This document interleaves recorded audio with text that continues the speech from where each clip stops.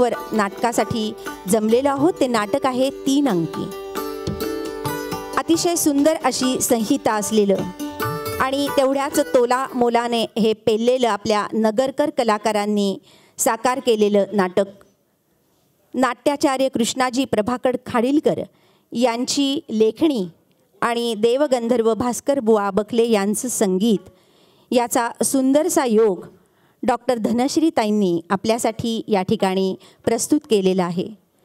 जनमानसात देवा दिसशी समोर जेव्हा, जनमानसात देवा दिसशी समोर जेव्हा, हृदयात दाटून ये आनंद पूर तेव्हा, शतजन्मी हेच राहो आपुले अभंग नाते, रसिका तुझ्याच साठी मी एक नाट्य भेट आणते. असं डॉक्टर धनश्रीताईंनी घेतलेलं हे व्रत ते आता आपल्यासमोर पुन्हा एकदा साकार करत आहेत. अतिशय सुंदर अशा नाट्यसंहिता घेऊन त्या नेहमीच गेली 11 वर्ष आपणासमोर येत आहेत. आज साकार होत आहे संगीत स्वयंवर.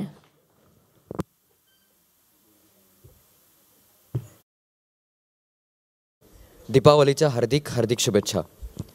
श्रुती संगीत निकेतन प्रस्तुत गुरुवर्या जयमालाबाई शिलेदार यांच्या जन्मशताब्दी निमित्त त्यांना आणि गुरुवर्या कीर्तिताई शिलेदार यांच्या पवित्र स्मृतींना समर्पित नाट्याचार्य कृष्णाजी प्रभाकर खाडीलकर लिखित, देवगंधर्व भास्कर बुवा बखले यांच्या संगीताने विभूषित, डॉक्टर सौ धनश्री खरवंडीकर दिग्दर्शित 3 अंकी संगीत नाटक संगीत स्वयंवर श्रुती संगीत निकेतन सविनय आणि सहर्ष सादर करीत आहोत 3 अंकी संगीत नाटक संगीत स्वयंवर. अंक पहिला.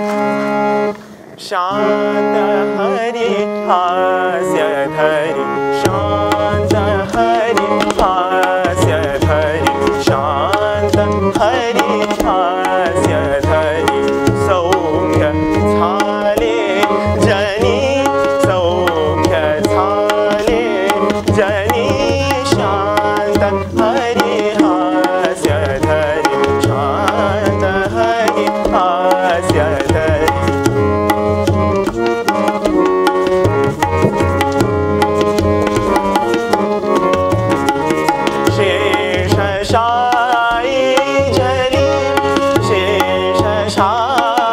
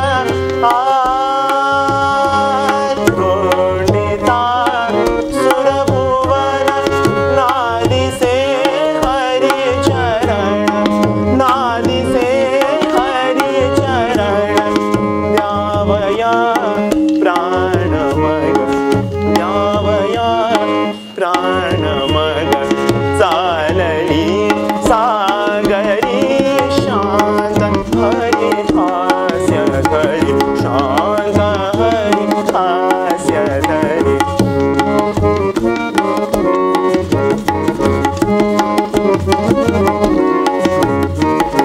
साहसाची भेटवीत, साहसाची भेटवीत, देव चरण क्षणी, देव चरण क्षणी, सेवनी हरिपदी, सेवनी हरिपदी, श्री स्वमुख पातची, श्री स्वमुख पातची, विस्मिता विकसवी, विस्मिता विकसवी, पतिनयन या क्षणी, शांत हरी हास्य धरी, शांत हरी हास्य धरी, शांत हरी, शांत हरी, शांत हरी हास्य धरी. आहा, शेषशाही भगवानाचे भजन पूजन केल्याने मन कसे शांत झाले आहे. आता कुठे संसार कृत्याकडे वळण्यास काही हरकत नाही. तुम्ही जा आणि ही पूजा पात्रे आराध्य देवतेजवळ ठेवा. आणि हो, रुक्मिणीच्या स्वयंवराच्या वेळी जमणाऱ्या राजांचे मनोरंजन करण्याकरिता सर्व नटवर्गाने कुंडिणपुरात जाण्याची तयारी नीट केली आहे की नाही ते पाहून या. जा. अरे अरे, हे पहा, इकडे इकडे, कुंडिणपुरात जाण्याकरिताचा मुहूर्त आत्ताचाच आहे. मी स्वतः पंचांग पाहून हा मुहूर्त शोधून काढला असल्यामुळे कोणत्या नटाने मागे रेंगाळत राहून हा मुहूर्त वाया जाऊ देता कामा नाहीये असे त्यांना बजावून सांगा. काय सांगा आता जा.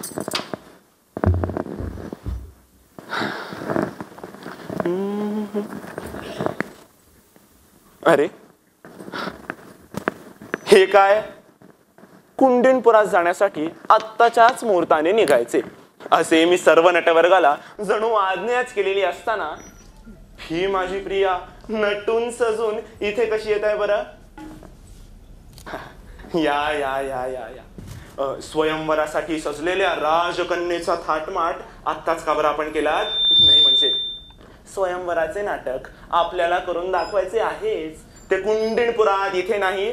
अहो, पण कुंडिणपूरचं आपल्याला आमंत्रण कुठे आहे. म्हणजे सर्व नटवर्गात आपण श्रेष्ठ, सर्व राजे सन्मानाने आमंत्रण देऊन आपल्याला नाटक करायला सांगत असतात.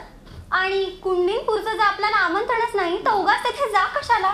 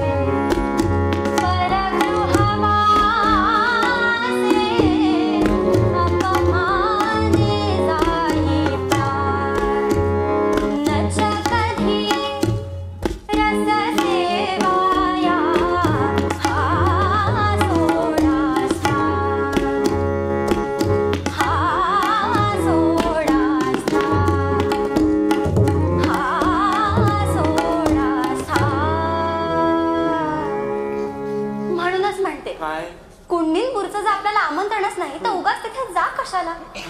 आयते हे कृष्ण भक्त येथे जुळले. उदयिक ही सर्व मंडळी कुंडिणपुरात जाणार. तेव्हा म्हणलं श्रीकृष्णाच्या ह्या अनुयायांपुढे आत्ताच स्वयंवराचं नाटक करून दाखवा, म्हणजे झालं. मथुरेत जेव्हा आपण गेलो होतो तेव्हा आपलं नाटक पाहून श्रीकृष्ण केवढे खुश झाले होते. अगं, हे नाटक श्रीकृष्णाचेच, मग ते खुश होणारच. यमुनेच्या काठी खेळत असताना गोप गोपींच्या रास क्रीडेकरता मुरलीधराने रचलेलं आपलं हे नाटक. आणि स्वतःचीच क्रिया स्वतःला आवडली नाही असं कधी झालंय का? अहो म्हणूनच म्हणते. काय म्हणते? भीष्मक राजाचेच आपल्याला आमंत्रण नाही, तो उगाच त्या स्वयंवराच्या धांदलीत जा कशाला? आमचे नाटक पाहता का म्हणून आर्जवे कशाला? आणि आगांतुकीचे दुःखे भोगा कशाला? आयते हे कृष्ण भक्त इथे जुळले, यांच्याच पुढे स्वयंवराचं नाटक करून दाखवू. म्हणजे कसं, आपलं नाटक पाहून यांना आनंद होईल आणि यांच्या आनंदाने आपणही सुखी हो. आगांतुकासारखं काही नको झालं तर कुंडिनपूरला. नाही नाही नाही, छे छे, तसे नाही. कुंडिनपूरला जायला आत्ताच निघाले पाहिजे. अहो पण अगं आमंत्रण, आमंत्रण आपल्याला काय करायचंय हे बघ. योद्ध्यांमध्ये श्रीकृष्ण ज्याप्रमाणे सर्वात श्रेष्ठ, त्याचप्रमाणे नटांमध्ये आम्ही सर्वात श्रेष्ठ. बरं, महत्वाची गोष्ट म्हणजे श्रीकृष्णाला तरी रुक्मिणीच्या स्वयंवराकरिता आमंत्रण कोणी बरं पाठवलंय? आज कुंडिनपुरात यादवाधिपतींची स्वारी प्रवेश करणार, ती भीष्मक राजांच्या आमंत्रणावरून थोडीच आहे. मग कोणी बोलवलं नाही आणि काही नाही. उलट न येतील तरच बरे असेच सुचवण्यात आले होते. सांगतोय काय? आता मला सांग, तरी सुद्धा श्रीकृष्ण आमंत्रणाशिवाय आलेच ना. महाजनो येन गतस्स पंथाः. आता श्रीकृष्णाप्रमाणेच आमंत्रणाशिवाय कुंडिनपुरात जाण्यास आम्हास कोणती हरकत? कोणतीच नाही. अगं मग तेच तर सांगत होतो. हे बघ, जिथे रसिक जमले तिथे आम्ही जायचेच. आमचे गुण हेच आमचे आमंत्रण आणि रसिकांची तल्लीन वृत्ती हीच आमची बिदागी. कृष्ण गुरु जसा, कृष्ण गुरु जसा, कृष्ण गुरु जसा, कुंडिनपुरी आला, कुंडिनपुरी आला, सज्जन गण तसा, सज्जन गण तसा, गुण स्वयंवराला. कृष्ण गुरु जसा, कृष्ण गुरु जसा, कृष्ण गुरु जसा. सांगतो काय? धर्मची सकला, धर्मची सकला, कृष्ण हा झाला. धर्मची सकला, कृष्ण हा झाला. गुण मानिला स्थान, गुण मानिला स्थान, सन्मानला. कृष्ण गुरु जसा, कृष्ण गुरु जसा, कृष्ण गुरु, कृष्ण गुरु, कृष्ण गुरु जसा.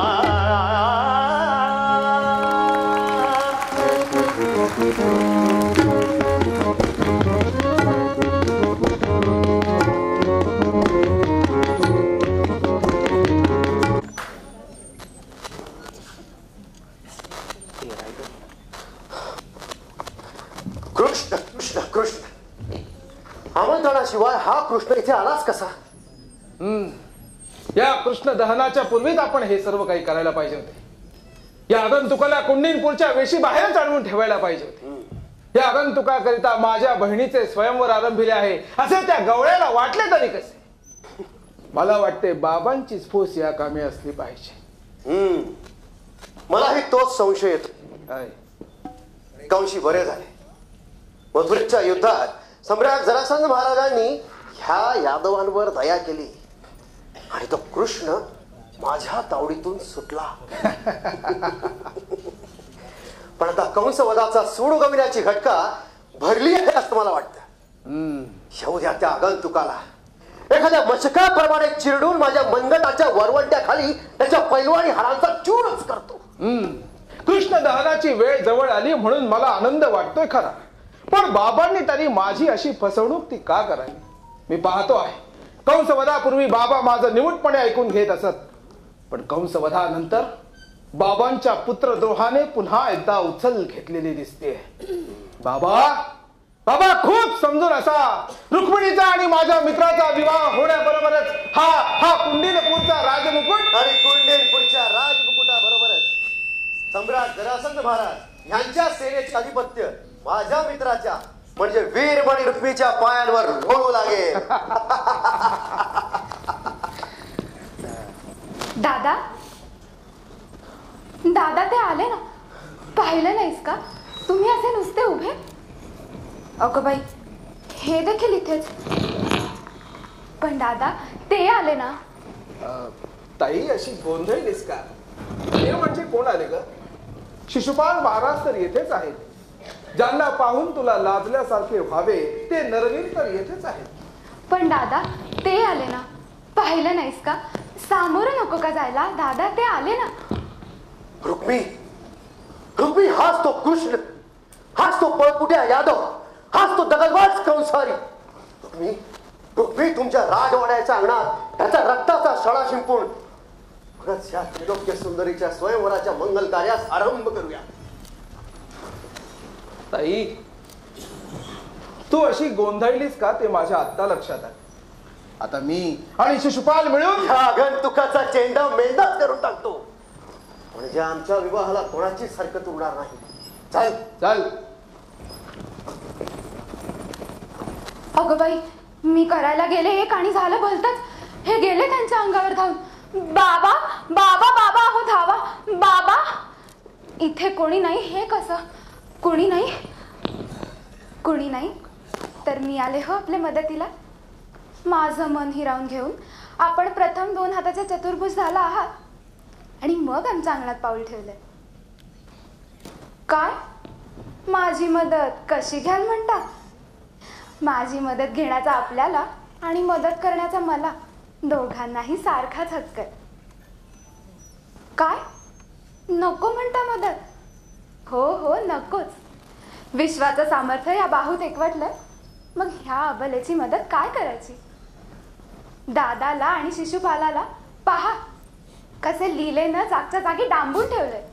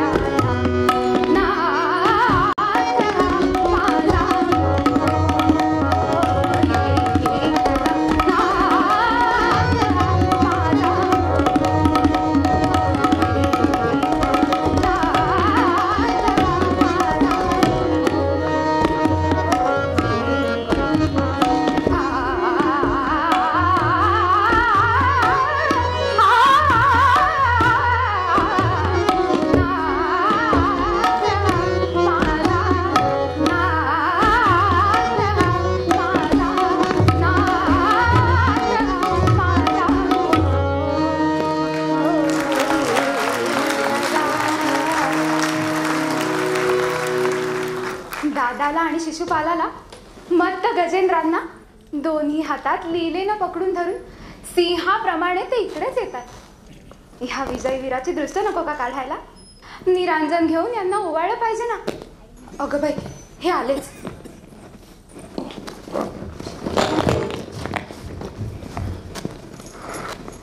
रुक्मी, शिशुपाल, जा, तुम्हाला सोडून दिले आहे.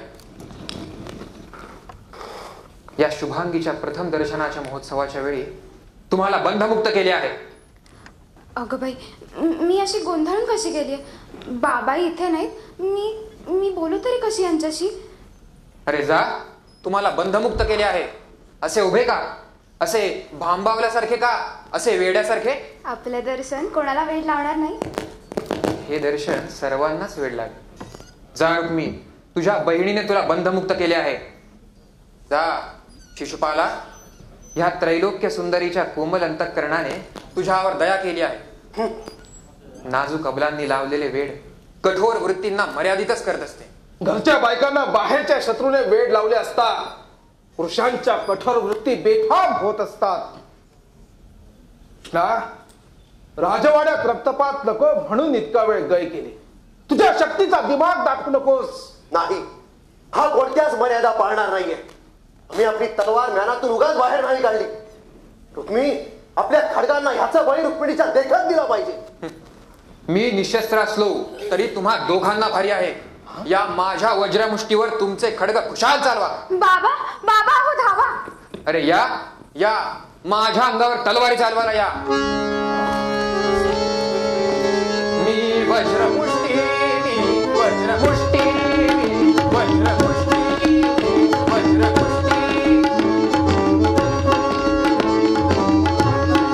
मी वज्रमुष्टी, वज्रमुष्टी, श्रीगणपूर्ण करिण भोजगिरीवरी जललहरी वहन. मी वज्रमुष्टी, वज्रमुष्टी, वज्रमुष्टी, श्रीगणपूर्ण करिण भोजगिरीवरी जललहरी वहन. मी वज्रमुष्टी, वज्रमुष्टी.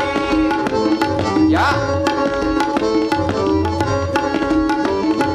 मरण बाहुहा हरिवर, मरण बाहुहा हरिवर, रणात देखताची झाले कष्टी. मी वज्रमुष्टी, वज्रमुष्टी, वज्रमुष्टी, त्रिभुवन चूर्ण करीन भोजगिरीवरी जललहरी वहन. मी वज्रमुष्टी, वज्रमुष्टी, वज्रमुष्टी, वज्रमुष्टी, वज्रमुष्टी.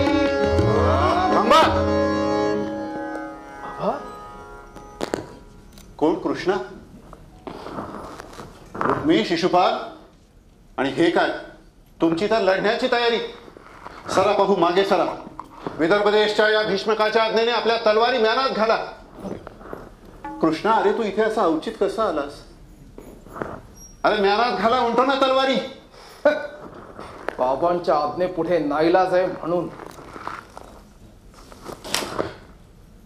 माझ्या भावी श्वशुरांना सुप्रसन्न ठेवण्याकरता ह्या वेळेला कृष्णा तुला जीवदान दिले.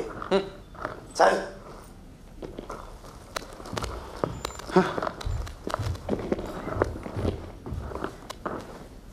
कृष्णा, अरे आता मला सांग, तू इथे असा अवचित कसा आलास?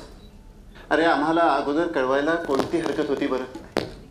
वेशी बाहेर सामोरे येऊन तुझ्यासारख्या वीर रत्नाचा आदर सत्कार करायला आम्ही चुकलो असतो असं का तुला वाटलं? आणि हो, बलराम वगैरे यादववीर ते नाही आले तुझ्या बरोबर? महाराज, यादव सेना मागाहून येत आहे. राजकन्येचे स्वयंवर आजच आहे असे समजल्यामुळे मी एकटाच पुढे धावून आलो. बर.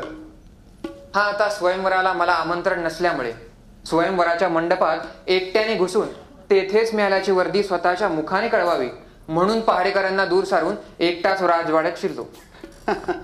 आणि त्यामुळे हा लढण्याचा प्रसंग गुदरला. कृष्णा, अरे आमच्याकडून आमंत्रण गेलेलं नसलं तरी हे असलं साहस जरा दांडगाईच वाटत नाही का? महाराज, तरुणांचा साहसी उतावीळपणा प्रेम मूलक असल्यावर तो गुरुजनांना अडदाणपणाचा दिसत नाही. गुरुजनांच्या असल्या प्रेमळ उदारतेवर भिस्त ठेवूनच राजकन्येच्या स्वयंवराला घाईघाईने आलो आहे महाराज. नाही नाही कृष्णा, मी काही तुला दोष देत नाही. किंबहुना हे असलं वर्तन तुमच्यासारख्या तरुणांना अगदी शोभूनही दिसतं. बरं आता ते जाऊ दे, वेशी बाहेर नाही तर नाही, निदान इथे अंतपुरात तरी तुझं आगत स्वागत आता मला करू दे. हा, आता इथे घाईघाईने करत असलेला तुझा हा सत्कार हा 17 वेळा सम्राटाच्या सेनेला मागे हटवणाऱ्या वीर रत्नाला साजेसा जरी नसला कृष्णा, तरी एका मूर्तिमंत स्नेहाची पूजा अर्चा एक स्नेही करीत आहे हे जाणून ह्या असल्या बाह्योपचारांवर तू काही लक्ष देऊ नकोस. महाराज, आपल्या या गोड शब्दांनीच माझा पूर्ण सत्कार झालाय. ये असा अंतपुरात ये. चला. रुक्मिणीच्या आताच्या दर्शनाने माझे जे आगत स्वागत झाले त्याहून अधिक आगत स्वागत कोण आणि कसे करणार? रमणी मजसी निज धाम, रमणी मजसी निज धाम, रमणी मजसी निज धाम. संत रुक्मिणी रमणी मजसी निज धाम, रमणी मजसी निज धाम.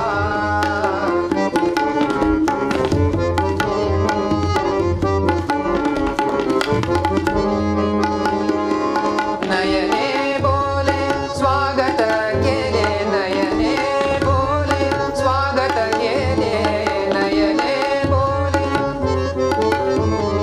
नयने बोले स्वागत केले, नयने बोले. आ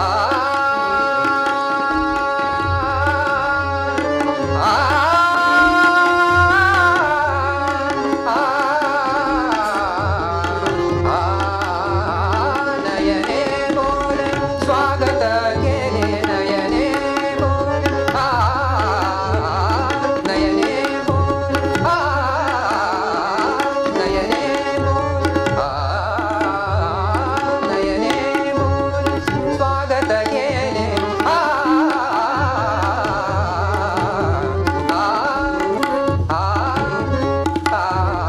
नयने बोले स्वागत केले, नयने बोले स्वागत केले.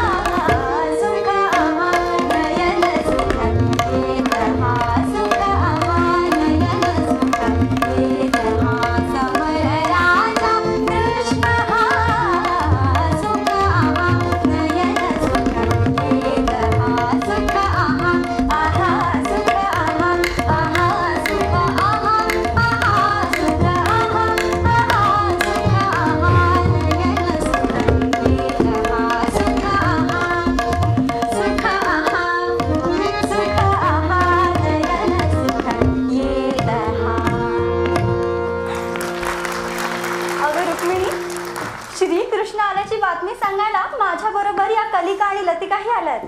स्नेहलते, ही आनंदाची बातमी सांगितली म्हणून तू त्यांना हे बक्षीस दे.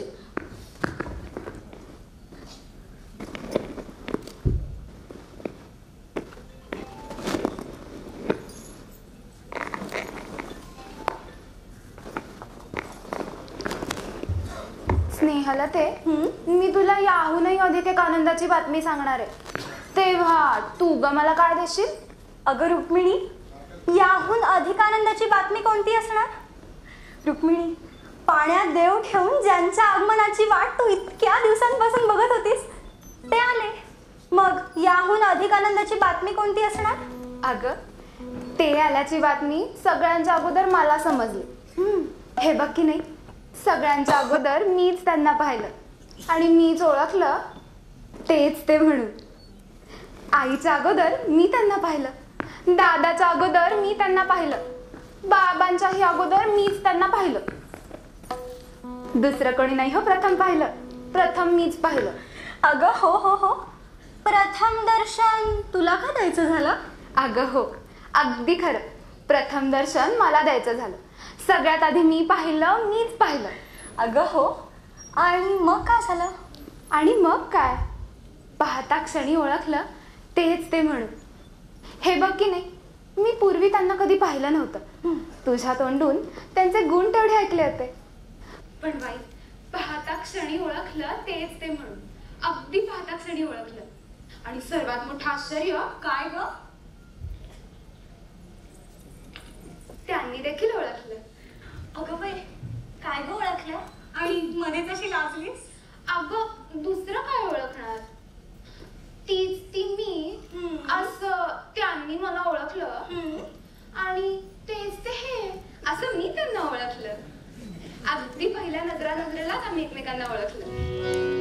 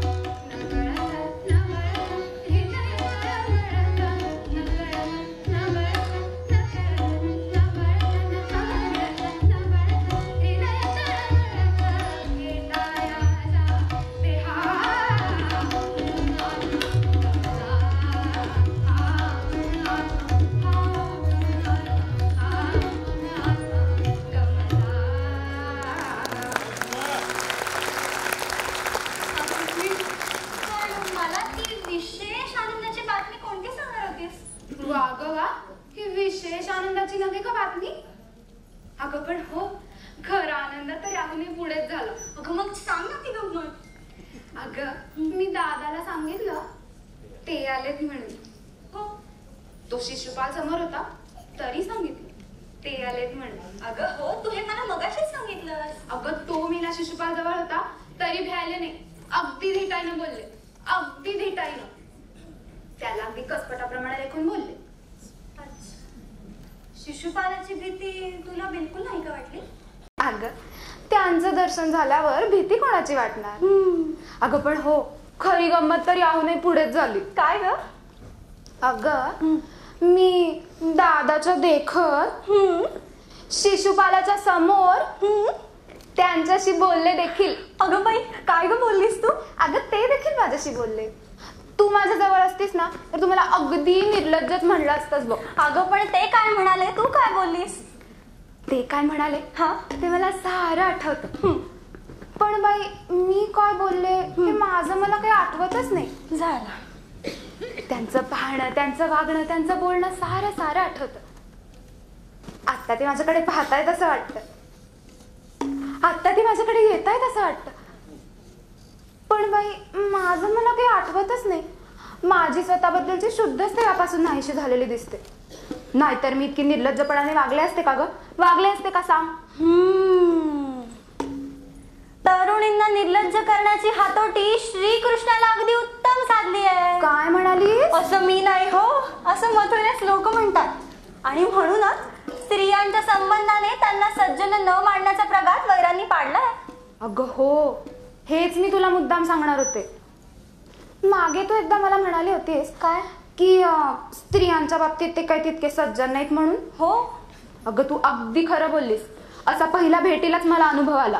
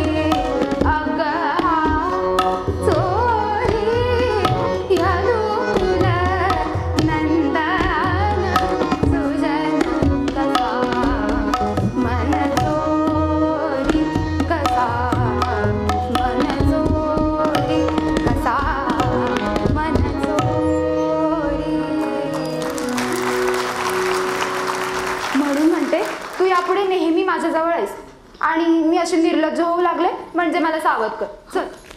महाराज, अहो मी आपणास प्रथम पासूनच सांगत आलोय. अहो ग्रह हे असे आहे.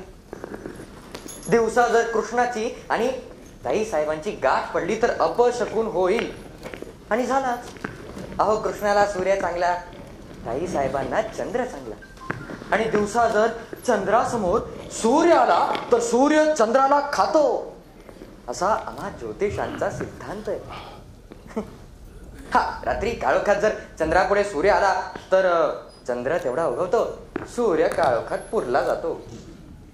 तेव्हा उद्या सूर्यास्तानंतर गोरज मुहूर्तावर चंद्रोदय झाल्यावर स्वयंवर सुरू करा. म्हणजे काय, सूर्याबरोबर कृष्णाचाही असतो. पण उद्याचा स्वयंवराचा मुहूर्त तुमच्या सांगण्यावरूनच निश्चित केला होता. आजच हा कृष्ण इथे कसा आला? कसा आला? सकाळी आला, सकाळी आला, सूर्य उगवल्यावर आला. आज रात्री ये म्हणावं, ये. ताकद असली तर काल रात्री ये.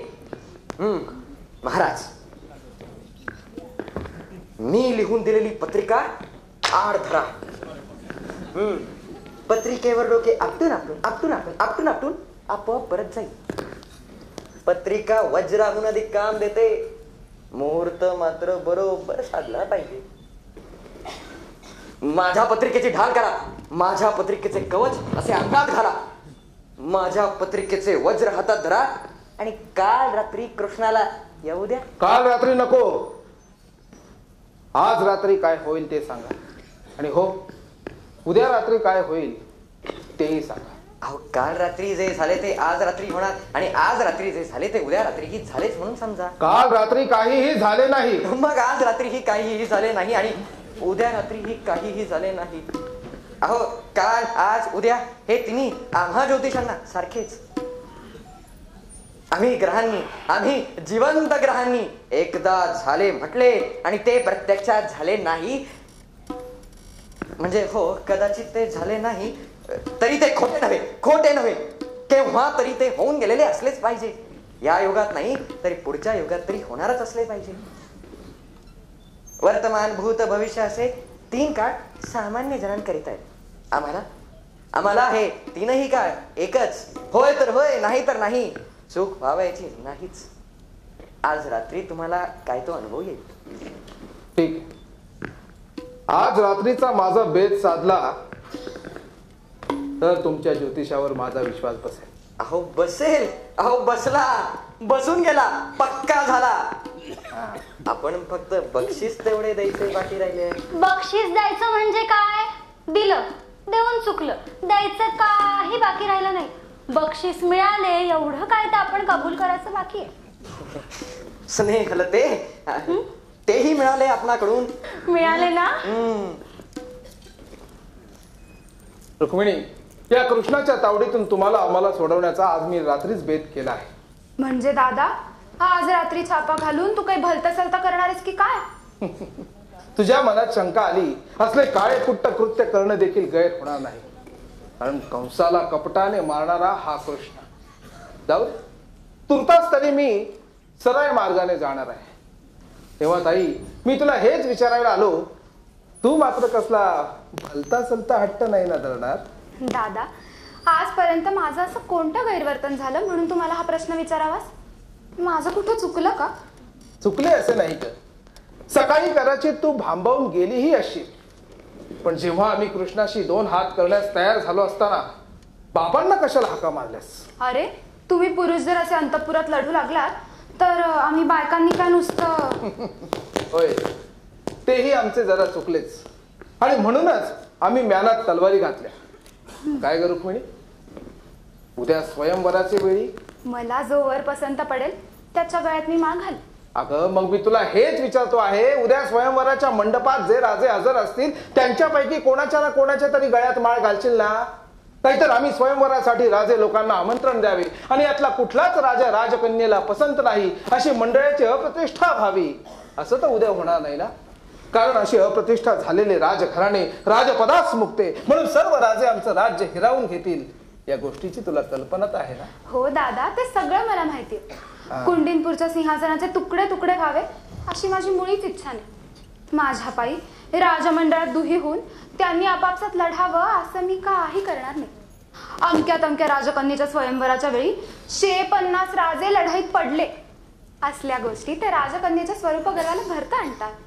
पण दादा, असली गर्विष्ठ मी नाही हे तुला ठाऊक आहे?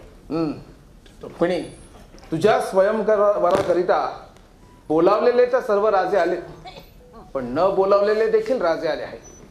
ही गोष्ट तुझ्या अपतेष्टांना आनंददायक तर खरीच, पण त्यापेक्षा जास्त आनंद मला तुझ्या आजच्या बोलण्याने वाटत आहे. दिनेश्वर, दिनेश्वर, आमची ताई म्हणजे सर्व सद्गुणांचं माहेर घर आहे नाही? अहो हे काय विचारावे, हे पहा, ताई साहेबांच्या चेहऱ्यावर चंद्र, डोक्यावर गुरु आणि बुद्धिस्थान कसे उत्तम. रुक्मिणी, या कृष्णाच्या इथे येण्याने तुझी बुद्धी चंचल होती की काय अशीच मला सुरुवातीला शंका होती, पण आता ती शंका दूर झाली. चला दिनेश्वर, आज रात्रीचा मुहूर्त मला बरोबर काढून द्या, म्हणजे सर्व काही सुरळीत होईल. तो कृष्ण स्वयंवराच्या मंडपातच येणार नाही असा बंदोबस्त आज रात्रीच करून टाकतो.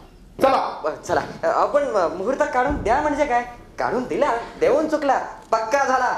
आपण फक्त मुहूर्त मिळाला एवढे काय ते कबूल करायचे बाकी राहिले आहे. चला. स्नेहलते, दादाच्या बोलण्यावरून लक्षण काही ठीक दिसत नाही. हो, हे बघ, तू त्या दिनेश्वराला गाठून काही थांग लागतो का ते पहा. तुझ्या लग्नाच्या पायी आमच्या घराण्याचा नायनाट होईल असा धाक दादाने यापूर्वी बरेच वेळा घातला होता, पण या स्वयंवराचं ठरल्यापासून पुन्हा या बागुलवानी डोकं वर काढले. दादा, अरे माहेरच्या घराचा नाश व्हावा असं कोणत्या नवऱ्या मुलीला वाटेल? ज्या वंशात आपण जन्माला आलो त्या वंशाचा विस्तार व्हावा असं मला वाटल्या वाचून कसं राहील? माझ्या बाबांच्या सिंहासनाचा दरारा सर्वांना वाटावा, आमच्या कुंडीनपुरात सम्राटाचं वैभव नेहमी खेळतं राहावं, असं भावाला तेवढं वाटावं आणि बहिणीला वाटू नये हे संभवतं तरी का? दादा, जी चांगली बहीण असत नाही ती चांगली बायकोही होणार नाही. माझ्या कृतीने मी बाबांना कमीपणा कसा आणीन? जी चांगली कन्या असत नाही ती चांगली बायकोही होणार नाही. त्यांना जर समजलं मी बाबांचं मन दुखावलं, त्यांना जर समजलं मी आईच्या डोळ्यातून अश्रुधारा काढल्या, त्यांना जर समजलं कुंडीनपूरच्या वंशच्छेदास मी कारणीभूत ठरले, तर माझा स्वीकार ते कसा करतील? सुकन्याच गृहिणी पदाला चढत असतात. स्वकुलता